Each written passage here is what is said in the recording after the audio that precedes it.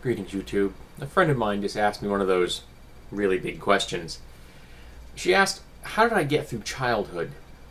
And that's big. As I've said in the past, I was raised in a family with an abusive alcoholic father. So my childhood wasn't pleasant, and it meant that I didn't develop in quite the same manner that a lot of people do who are fortunate and have parents that are supportive and not abusive.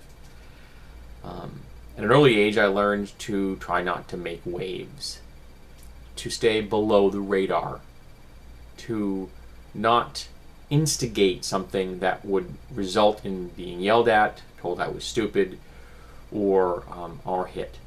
Unfortunately, I was yelled at and told I was stupid pretty much every day of my life until I was 14, and I was hit far more often than I think is healthy for any human being ever.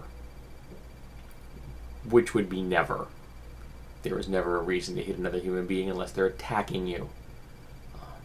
I firmly believe that. So anyone out there who thinks that I'm cuddling children, don't hit your kids. Ever. But one of the ways I survived was becoming very good at entertaining myself. I got very good at finding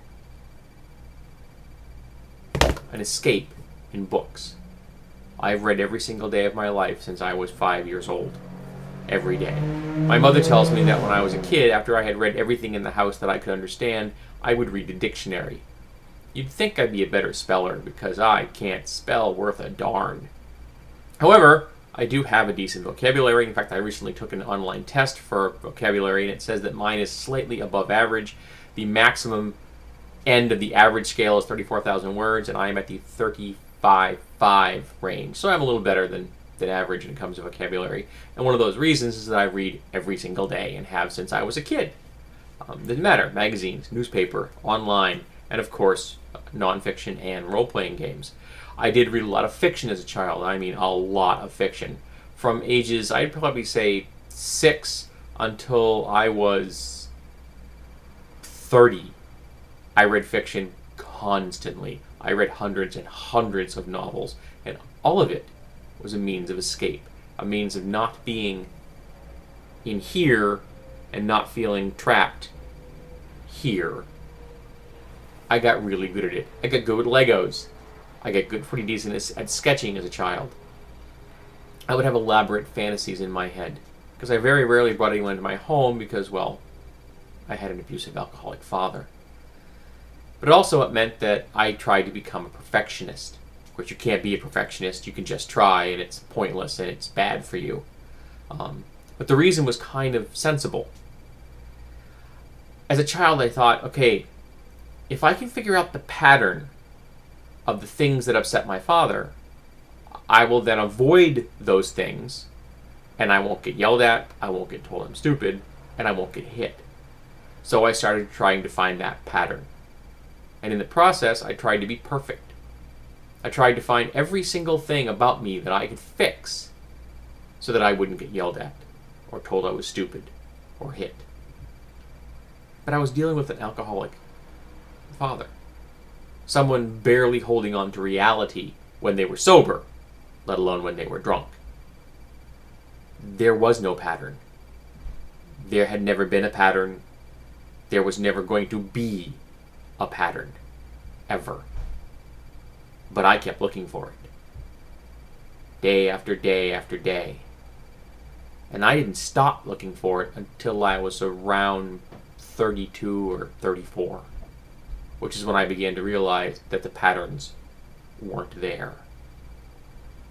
That there is no perfection. That control's an illusion. So that's pretty much how I survived childhood. A lot of it was unpleasant. I didn't have solid relationships outside my family because I didn't know how to have solid relationships. I was actively suicidal between the ages of 12 and 30. And by that I mean I attempted suicide more than once, and I thought about it every single day. Oddly, the fact that I thought about suicide is the reason I'm alive. Because I knew I always had an out. There was always an exit door right over there. So long as I knew that exit door was there, I kept going.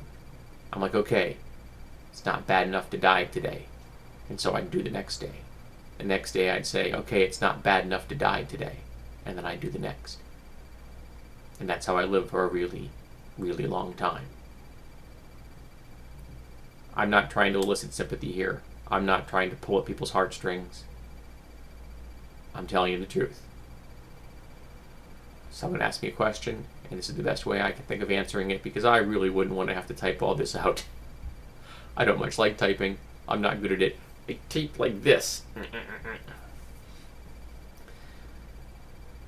So I hope that answers your question, Amelia.